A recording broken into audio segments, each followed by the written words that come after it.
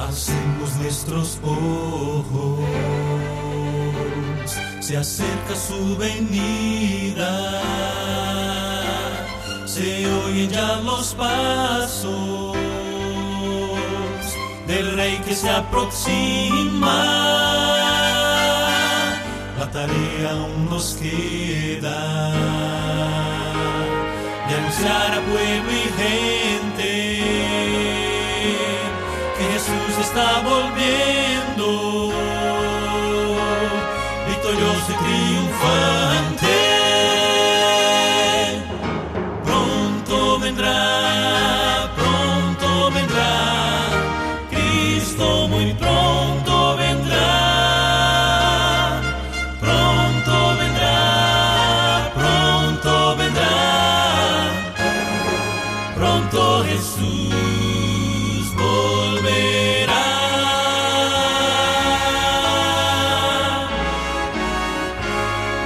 Pronto Jesús volverá.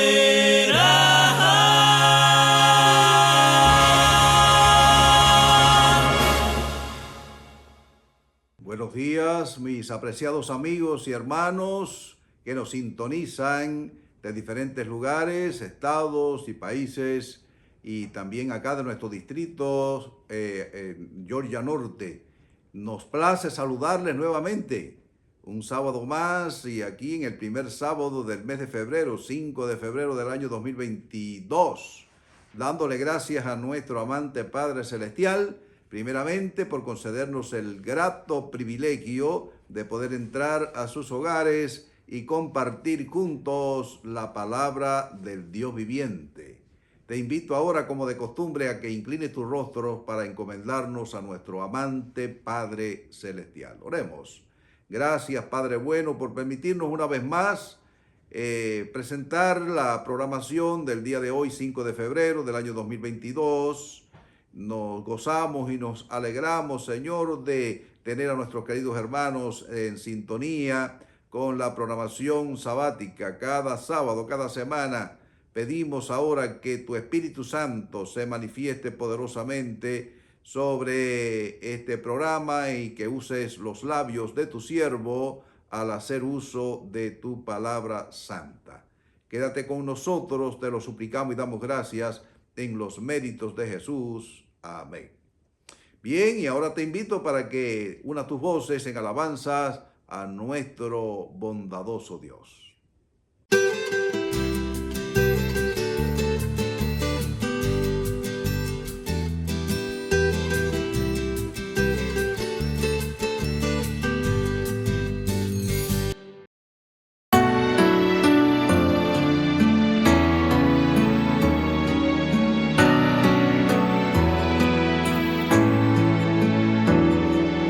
Habla, Señor, a mi alma.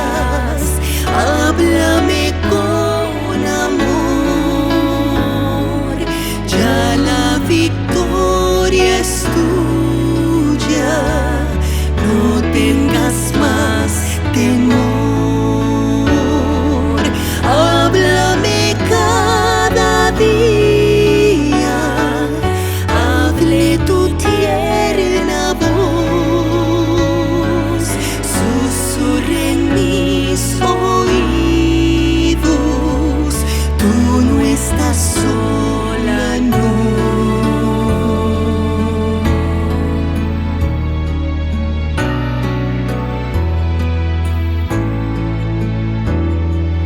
Habla a tus hijos siempre, dales tu santidad, llénalos de tu gozo, enséñales a orar. Quiero magnificarte, quiero a tu gloria dar el grato testimonio de obedecer y amar. Háblame en dulces notas, háblame con amor. Ya la victoria es tuya, no tengas más temor. Háblame cada día, hable tu tierna voz, susurra en mis oídos, tú no estás sola, no. Háblame en dulces notas, háblame con amor. Ya la victoria es tuya, no tengas más temor. Háblame cada día, hable tu tierna voz, susurra en mis oídos, tú no estás sola, no.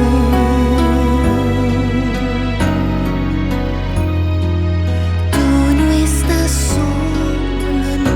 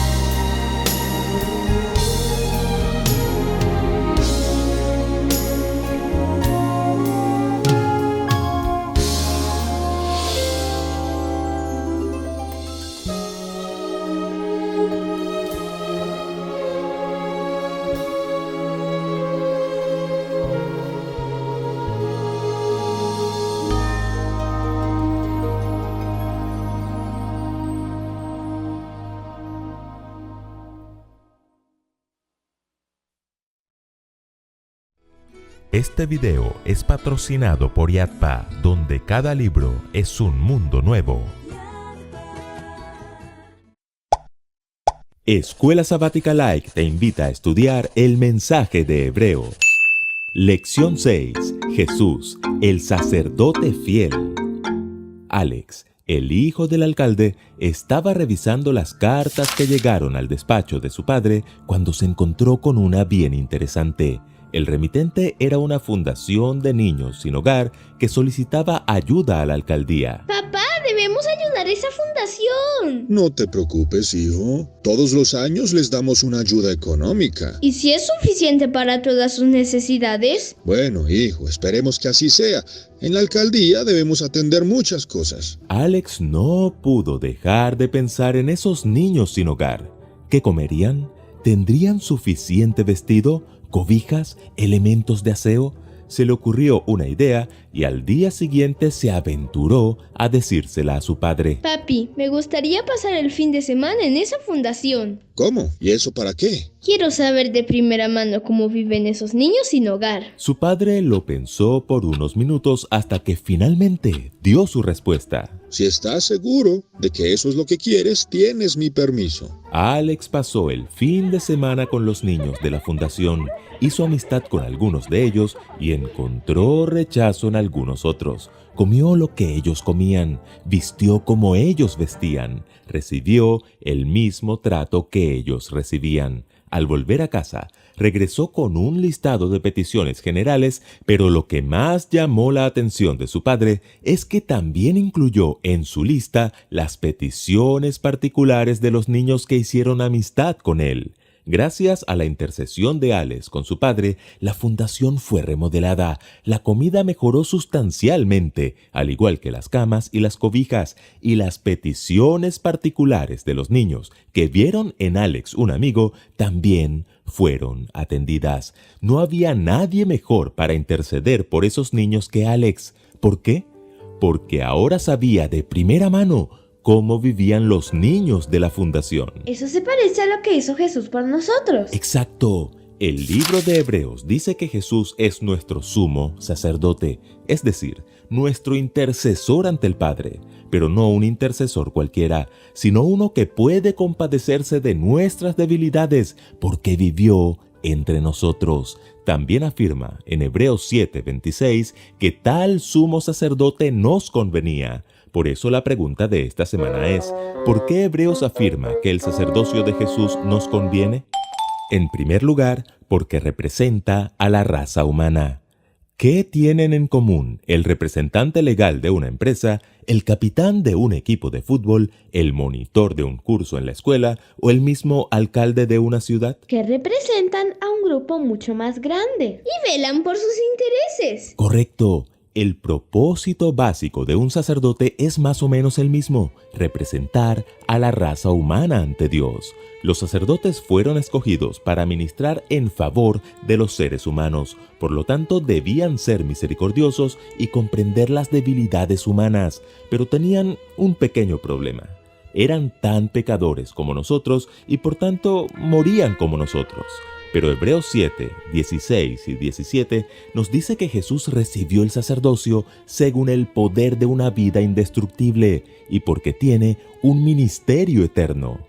Oigan bien, las implicaciones de esto son más que asombrosas. Significa que el ministerio de Jesús nunca, pero nunca será superado. Jesús salva por completo, eterna y perpetuamente. La salvación que Jesús ofrece es total y definitiva, y su intercesión incluye mucho más que el perdón de los pecados. Implica poner la ley en nuestro corazón, hacernos nuevas personas en él y guiarnos a la predicación del Evangelio al mundo. Al ser uno con Dios y con los seres humanos, Él nos representa ante el Padre, y al ser quien ofreció su vida en la cruz, Jesús vela por nuestros intereses con un favor inexpugnable ante Dios. Ahora pensemos en lo siguiente. Si Jesús es nuestro sacerdote intercesor, y 2 de Pedro 2:9 nos llama a nosotros real sacerdocio, ¿no deberíamos ser nosotros también intercesores de nuestros hermanos? Dios no nos llamó a ser hermanos destructores, difamadores, ni aniquiladores. Dios nos llamó a ser como Jesús, hermanos intercesores. En segundo lugar, porque su linaje es superior. ¿Recuerdan cuál era el linaje de los sacerdotes en el pueblo de Israel? Eran de la tribu de Leví, según el orden de Aarón, el hermano de Moisés. Correcto. Eso significa que solo la descendencia de Aarón podía ejercer el ministerio sacerdotal. Pero el autor de Hebreos genera un choque de neuronas con una pregunta. Si, pues, la perfección fuera por el sacerdocio de los levitas, ¿qué necesidad habría aún de que se levantase otro sacerdote según el orden de Melquisedec y que no fuese llamado según el orden de Aarón? Oigan bien, es muy interesante que Jesús, nuestro sumo sacerdote, no haya nacido de la tribu de Leví, es decir, no era del linaje de Aarón. Jesús, humanamente hablando, ¿de qué tribu nació? De la tribu de Judá. Por eso en la Biblia se le llama León de Judá. Exacto, pero Pablo tampoco menciona que pertenezca al orden de esa tribu.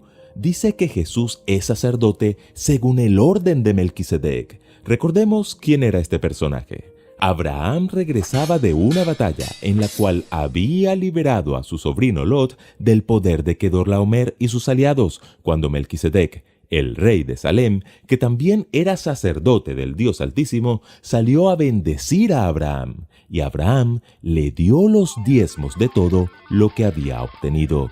El Antiguo Testamento solo hace una mención más de Melquisedec en Salmo 110:4, cuando dice: «Tú eres sacerdote para siempre, según el orden de Melquisedec». A partir de este texto, Pablo afirma que Melquisedec es semejante al Hijo de Dios. ¿Lo notan? Melquisedec no era Jesús, era un tipo, un símbolo de Jesús. Melquisedec era rey sacerdote con minúscula de Salem. Jesús es rey sacerdote con mayúscula de la humanidad. Aunque Jesús es nuestro representante ante el Padre, aunque se encarnó por amor, aunque participó del imperfecto linaje humano, proviene del linaje de Dios, porque Él es Dios. Y en tercer lugar, porque es un sacerdote perfecto. Como decíamos, los sacerdotes levitas no podían ofrecer una intercesión perfecta porque no eran perfectos. ¿Y qué decir de los animales que ofrecían? ¿Podían realmente limpiar al pecador? No, solo era otro símbolo de Cristo. Tanto los sacerdotes como los corderos eran elementos didácticos. Muy bien. Por eso Hebreos dice que es la sangre de Cristo la que limpia nuestras conciencias. Por eso Hebreos 7:26 nos dice que tal sumo sacerdote nos convenía, santo, inocente, sin mancha, apartado de los pecadores y hecho más sublime que los cielos. Jesús era santo. Esto significa que Jesús estaba libre de culpa en su relación con Dios. Inocente, porque busca el bien de unos pobres pecadores sin deseos de venganza ni buscar el mal de nadie. Jesús era sin mancha porque permaneció puro e intacto ante el mal a pesar de haber sido tentado en todo. Jesús fue apartado de los pecadores cuando ascendió al cielo, soportó la hostilidad de los pecadores durante su vida terrenal, pero salió victorioso y luego se sentó a la diestra de Dios. Y Jesús fue hecho más sublime que los cielos porque ha sido exaltado por encima de todo lo que existe y por lo tanto es uno con Dios. Así como Alex pudo compadecerse de esos niños sin hogar, porque vivió entre ellos, comió con ellos, durmió con ellos y fue tratado como ellos, Jesús, nuestro Rey y sacerdote, es nuestro intercesor perfecto porque nadie mejor que Él para representarnos, porque su linaje es linaje de Dios y porque fue, es y será perfecto por la eternidad. Por eso nos promete: seré a ellos por Dios y ellos me serán a mí por pueblo, porque seré propicio a sus injusticias y nunca más me acordaré de sus pecados y de sus iniquidades. Escuela Sabática Like les invita a seguir estudiando el mensaje de Hebreos, y ADPA te ofrece un maravilloso recurso para entender y aplicar el mensaje de Hebreos hoy.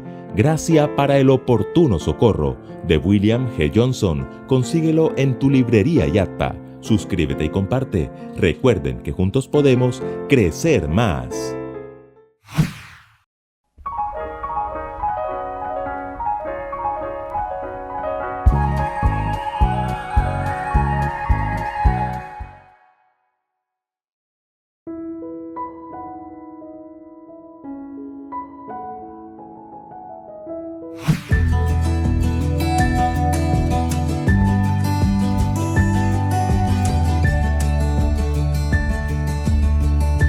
Probad y ved. Historia de hoy: un ritual importante.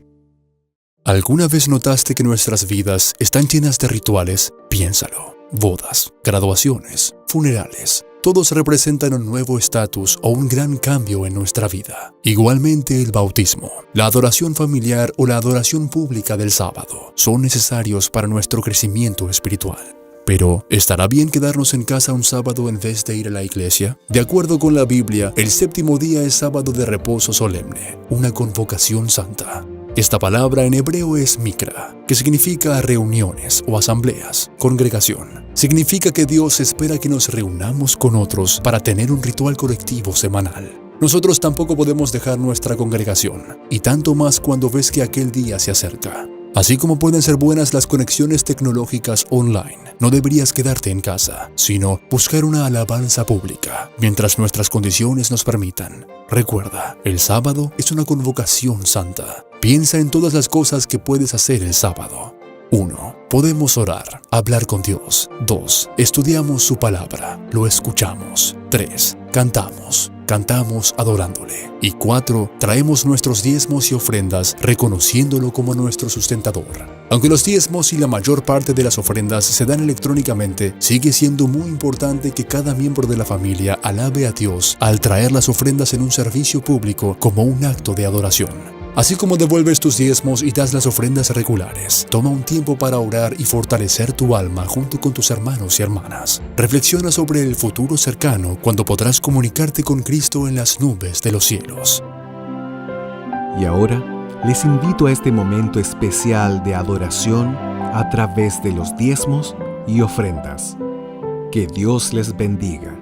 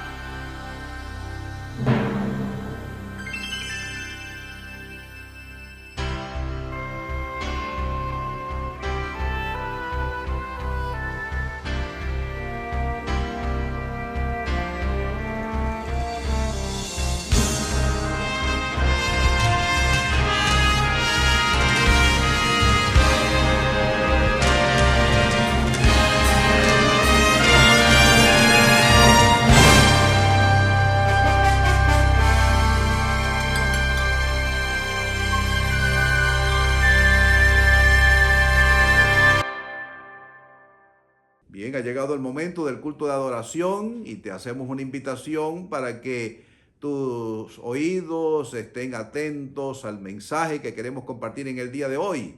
No sin antes invitarte para que, si no lo has hecho, si así lo deseas, te suscribas a nuestro canal Adventistas Georgia Norte. De otra manera, también nos puedes localizar allí en YouTube colocando canal Adventistas Georgia Norte, y también en Facebook nos puede encontrar Pastor José Reyes. Así que Dios te bendiga, Dios te guarde, que bendigas a tus seres queridos y nos ayude para que cada día que pasa, que nos acercamos más a la venida de nuestro amado Salvador Jesús, estemos ready, estemos preparados para poderle darle la bienvenida e ir a morar con Él para siempre. Ahora también saludamos a todos nuestros hermanos suscriptores que de diferentes países, de diferentes estados, que han tenido el placer, el gusto y la linda oportunidad de sintonizarse.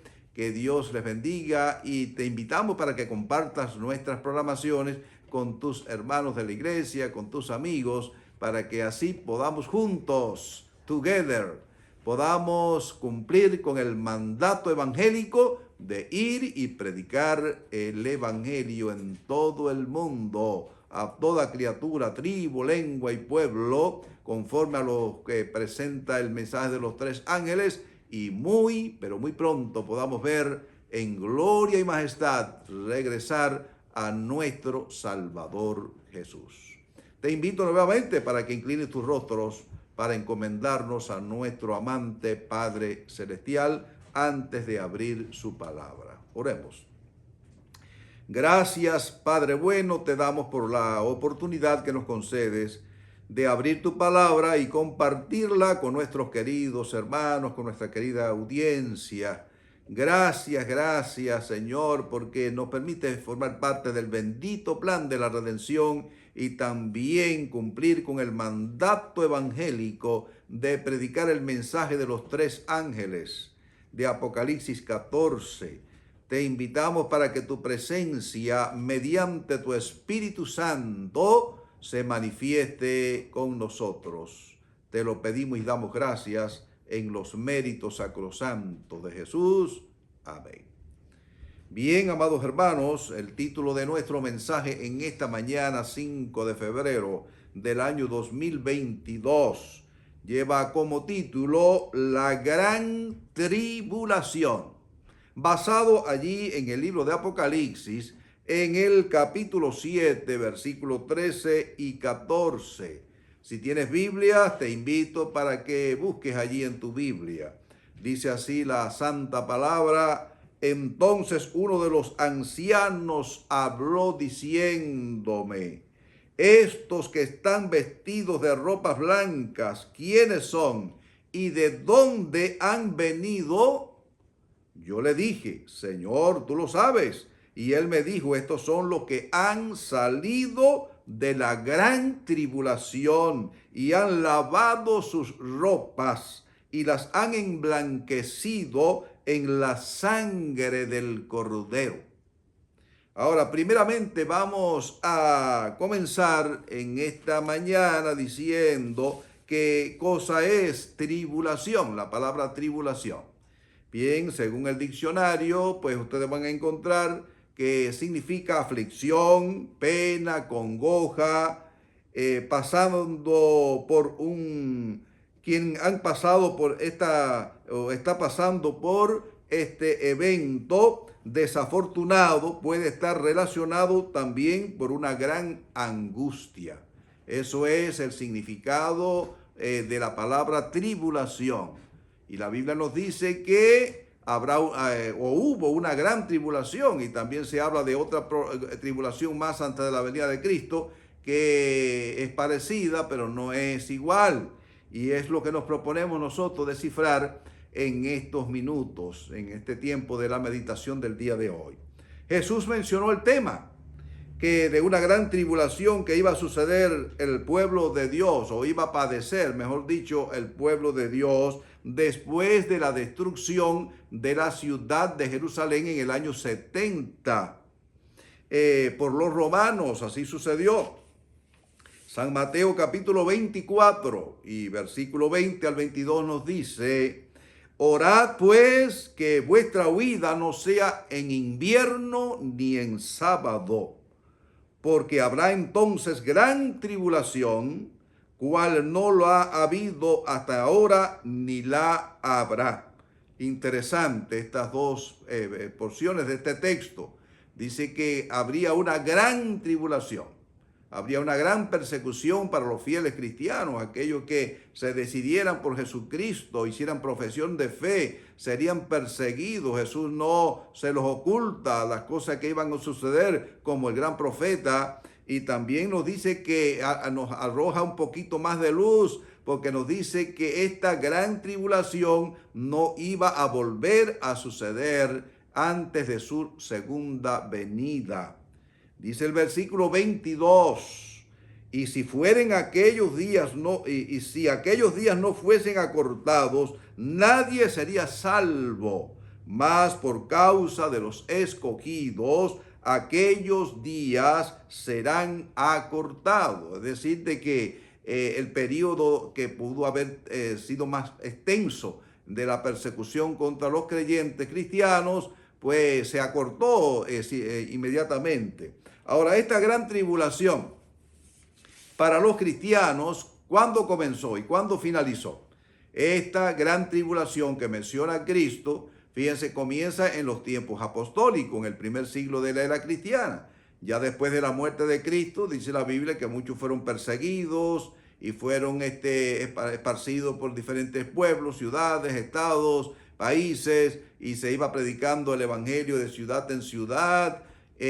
Así que el primer siglo de la era cristiana fue algo tremendo. En los tiempos, muchos de los apóstoles, como el apóstol Pedro, según la historia, fue crucificado hacia la cabeza hacia abajo. Pablo fue degollado.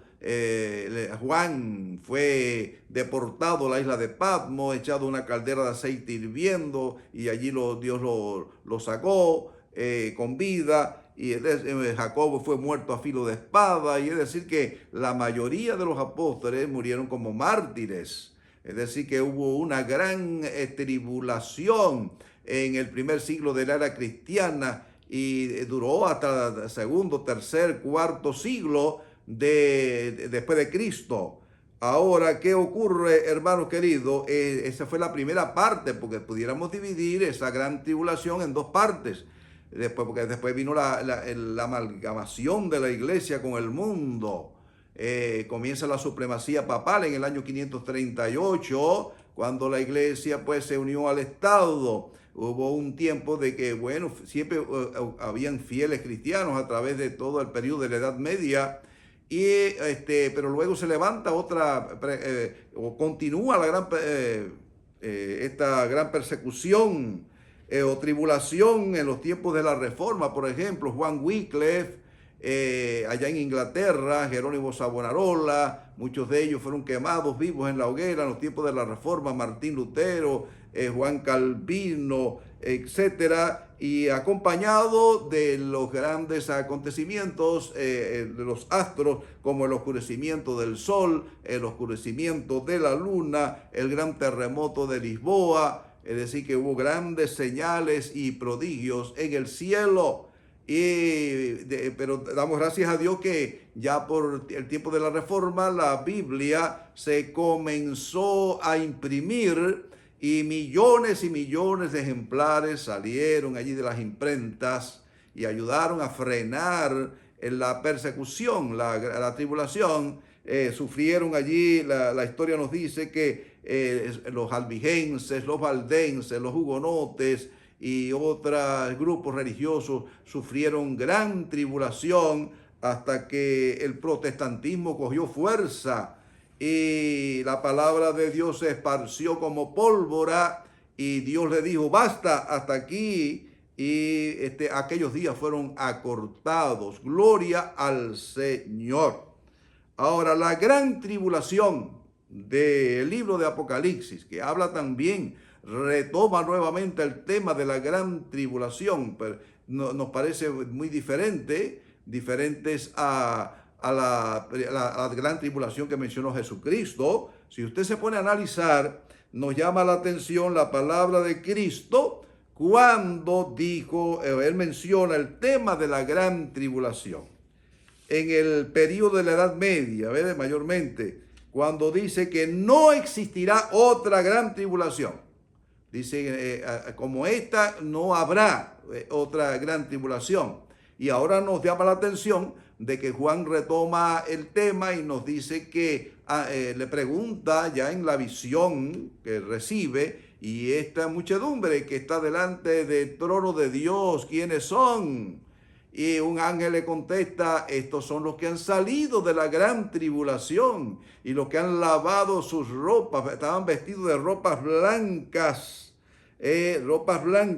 Por lo tanto, solamente este detalle de estar vestido de ropas blancas y que han lavado sus ropas con la sangre del Cordero, ¿qué mensaje viene a su mente? Porque la palabra de Dios nos dice que las ropas blancas, según el testigo fiel y verdadero, que le habla a la iglesia de la Odisea en el capítulo 3, del 14 en adelante al 18, nos dice a la iglesia de la Odisea, yo te digo a ti, te aconsejo que de mí compres oro refinado en fuego, que representa la fe y el amor. Yo te aconsejo que compres vestiduras blancas para vestirte. Hermanos queridos, y las vestiduras blancas representan la justicia de Cristo.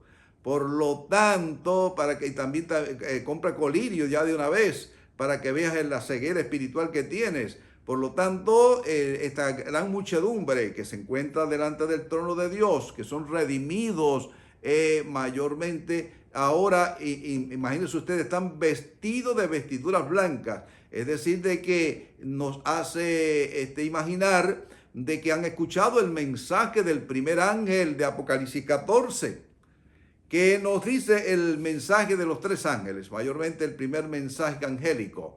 Nos dice, vi volar por en medio del cielo a otro ángel que tenía el evangelio eterno para predicarlo a todos los moradores de la tierra. Es decir, que en el mensaje de los tres ángeles de Apocalipsis 14, el primer mensaje habla del tema de la justificación por la fe. Porque ¿qué cosa es el evangelio eterno? Son las buenas nuevas de un Salvador que fue crucificado, resucitado y próximo a venir en gloria y majestad.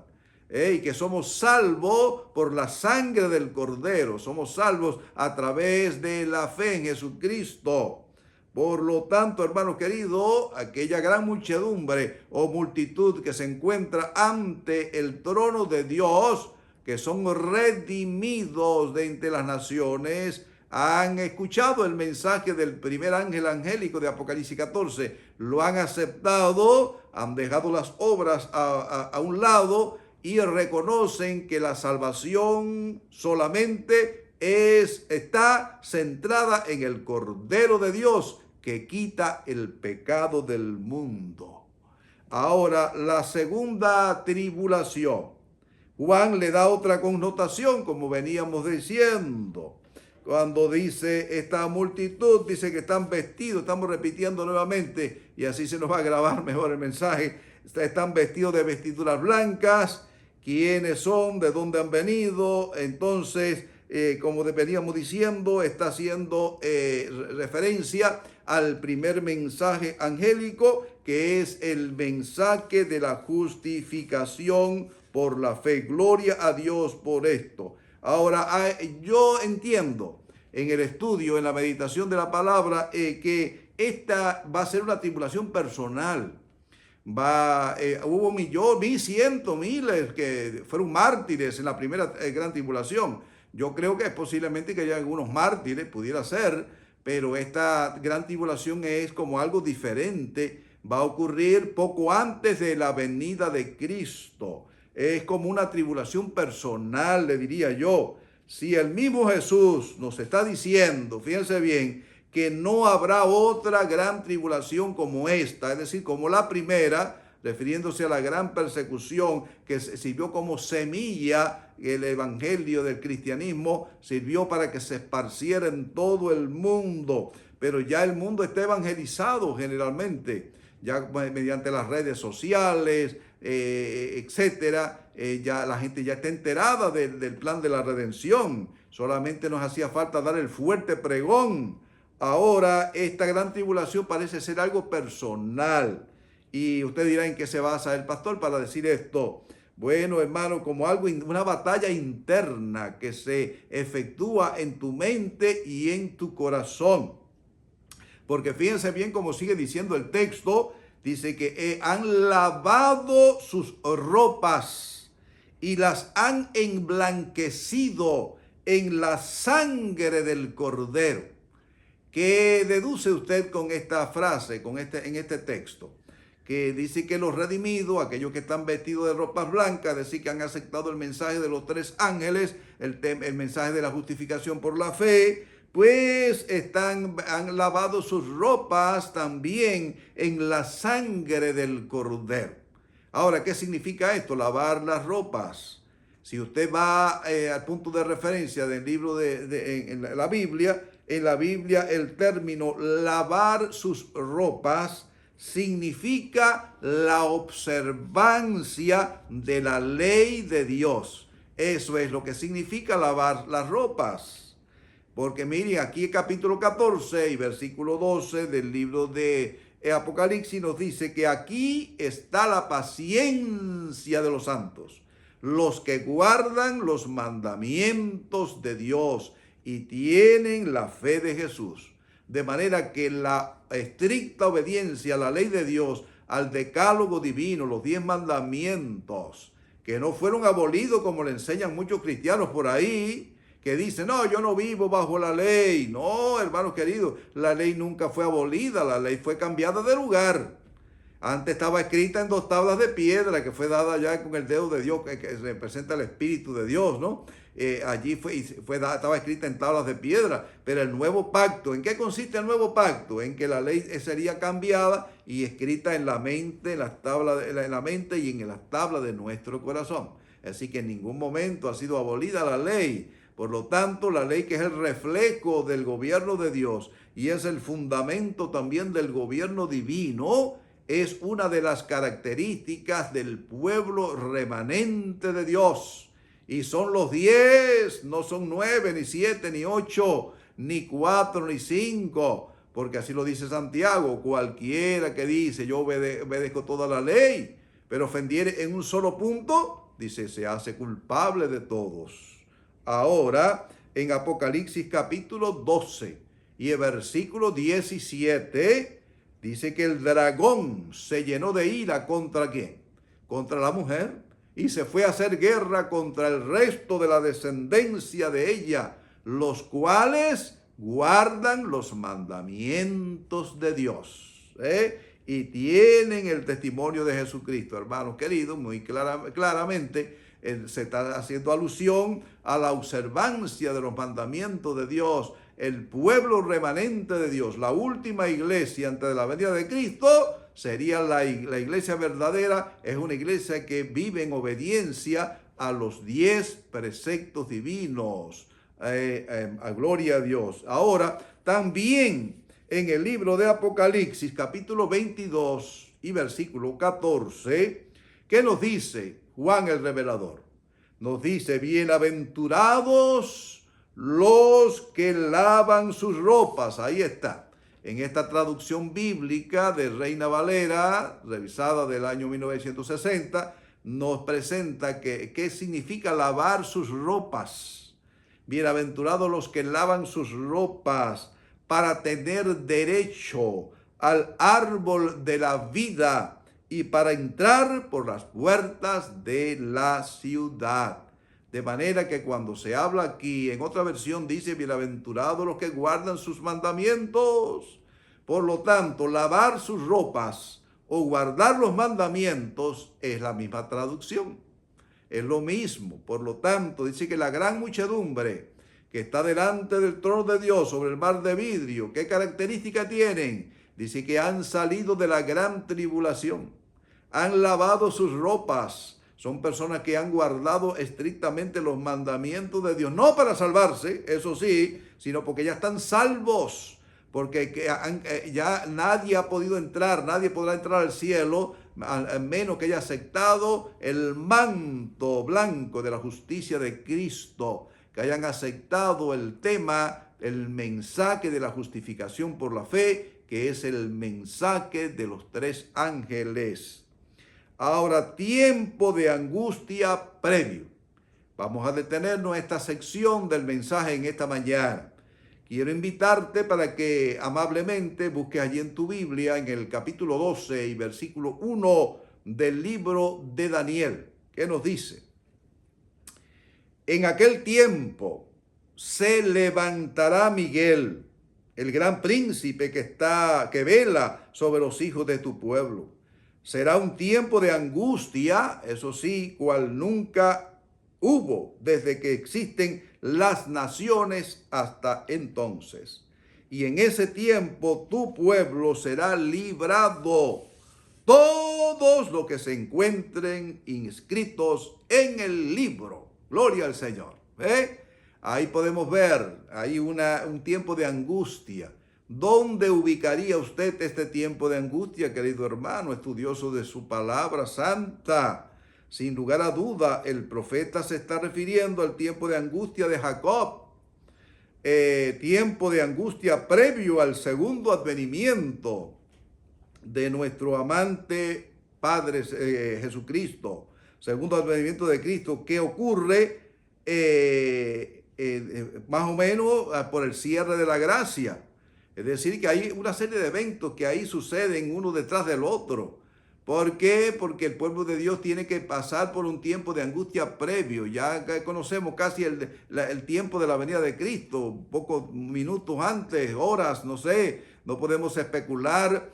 Ya el pueblo ha pasado por la gran tribulación, pero también por el tiempo de angustia, es decir, de que no vamos a preocupar tanto porque hemos perdido nuestras comodidades, nuestras casas, nuestras propiedades en las grandes ciudades y porque estamos viviendo en lugares aislados, fuera del foco allí de tensión, y entonces no estaremos tan preocupados por esto, sino que si nuestros nombres han estado escritos en el libro de la vida. ¿Se imaginan ustedes, los que estudiosos de la palabra de Dios, de las profecías, sabiendo de que todos estos acontecimientos se han ido cumpliendo en cadena, pues ya sentimos que la presencia, estamos casi me imagino en el mundo estará sufriendo los efectos de las 7 postreras plagas también. Por lo tanto, nuestra preocupación no es tanto si tenemos pan, agua, o estamos perseguidos y tenemos que estar escondidos entre las cuevas, en los montes y en lugares apartados de este mundo, sino la gran preocupación es que si nuestros pecados han sido perdonados o no, si nuestros nombres están allí escritos en el libro de la vida del Cordero de Dios, y cuando, como dice el himno, cuando allá se pase lista y mi nombre llamen, yo responderé. Oh, cuando lleguen los salvados a la patria celestial y allí sea pasada lista, yo he de estar. Esa será la gran preocupación, amados hermanos, a la final trompeta, como dice la palabra, que se tocará la trompeta final, recolectando a los redimidos, a los que hayan descansado en el Señor y a los que la última generación que esté viva cuando Cristo venga. Seremos arrebatados para recibir al Señor en el aire y así estaremos siempre con el Señor. Hermanos queridos, entonces hay un momento especial.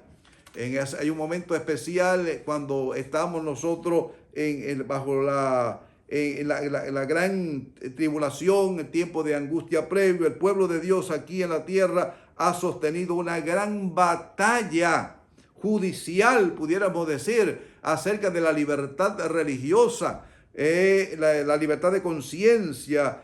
¿Por qué decimos esto? Porque se habrá dictado ya, rubricado la ley dominical, y entonces ya este gran país que ha liderado y liderará el mundo hasta los tiempos finales. Dice que extenderán las dos manos. Oh, me llama la atención esa cita de Elena White, que dice que extenderá las manos. Cuando usted le quiere saludar a un amigo, ¿qué usted hace? Usted le da la diestra y en señal de amistad y lo saluda. ¿Qué tal, amigo? How are you? Bueno, pues, pero el texto dice, esta gran nación que se ha caracterizado por ser una nación protestante, dice que extenderá sus manos. Oiga esta expresión, sus manos. Cuando un niño de pocos meses le extiende sus manos, sus manitas así hacia arriba, para que usted lo saque del corralito, de la cuna, donde está sentado. ¿Qué quiere decir esto? Así que se entrega, una señal de entrega, ¿no?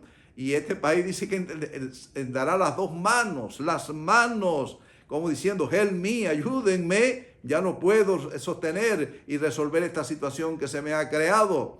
Entonces extenderán las manos, son las manos en lugar de pidiendo auxilio, y entonces se unirá a la gran potencia papal y tendrán la bendición de quién, del espiritismo, hermano, porque muchos religiosos, muchos creyentes andarán por el mundo haciendo señales y prodigios mentirosos, dice la palabra de Dios, y muchos van a ser engañados con esas señales y prodigios mentirosos que tienen un barniz completamente de espiritismo, el espiritismo moderno. Entonces, ¿qué dice? Que este país comenzará a hablar como dragón. Capítulo 13 de Apocalipsis, hermano, vamos a detenernos en esta profecía. Este es entonces cuando se implantará la marca de la bestia, se rubricará allí la marca de la bestia, la observancia del domingo o primer día de la semana, el Sunday, venerable día del sol. Elena Harmon de White nos dice que en el libro Conflicto de los Siglos, que todavía nadie ha recibido la marca de la bestia hasta estos momentos, hasta que no se rubrique allí, hasta que no se firme esta ley dominical, que se haga obligatoria, y según el capítulo 7 del libro de Apocalipsis, pues muchos estaremos recibiendo el sello de Dios, pero otros van a recibir la marca de la bestia, la observancia del domingo, que será obligatorio en estos últimos tiempos. Ahora, de ahí en adelante es que comienza el tiempo de angustia personal, porque la vida aquí será imposible. En las grandes ciudades, en los pueblos más pequeños, dice que no se podrá comprar ni vender, a menos que aquellos que tengan la marca o la señal de la bestia. Ahora, porque la gracia habrá terminado, estamos bajo los efectos de las 7 postreras plagas, como decíamos ahorita. La preocupación del pueblo de Dios es si nuestros pecados han sido perdonados o no, y si nuestros nombres han sido escritos en el libro de la vida del Cordero. Esta es la segunda fase, la segunda gran tribulación que menciona el libro de Apocalipsis. Concluimos, es hora de llegar a casa. Y ya se escuchan los pasos de un Dios que se aproxima, dice la sierva de Dios inspirada. ¿Estás ready? Jesus is coming soon. Are you ready? ¿Te encuentras listo para recibir al Señor? El Señor está viniendo. Y recuerda, Maranata, el Señor viene y viene pronto. Que Dios añada su bendición sobre el mensaje de su palabra en este día. Te bendiga a ti, a mí, a nuestras familias y hermanos queridos. El Señor está llegando ya. No dudes realmente, aférrate una vez más a las promesas de su palabra. Ahora te invito para que te unas tus voces en este himno de alabanza a nuestro Creador.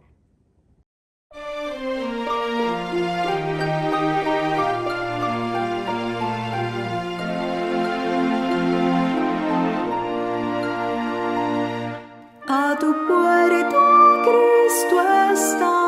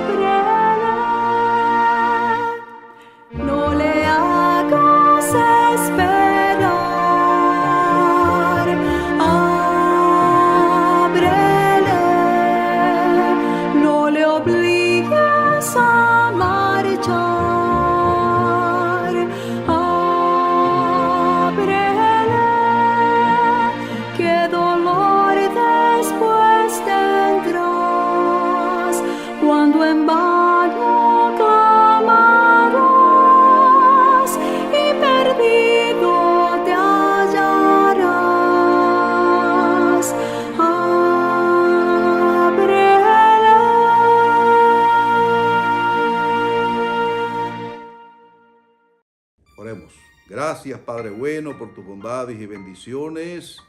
Gracias por permitirnos haber compartido con nuestros queridos hermanos y amigos el mensaje eterno de tu palabra, el mensaje de los tres ángeles, el mensaje de la gran tribulación, tiempo de angustia previo que el pueblo de Dios tendrá que atravesar antes de tu venida. Ayúdanos a aferrarnos a tus promesas, que tu pan y tus aguas estarán ciertas y que muy pronto tú vendrás a libertar a tu pueblo, todos los que se encuentren escritos en el libro de la vida del Cordero. Bendícenos, ayúdanos a permanecer firmes y fieles hasta el día glorioso de tu aparición en gloria y majestad. Te lo suplicamos y damos las gracias en los méritos de Jesús. Amén.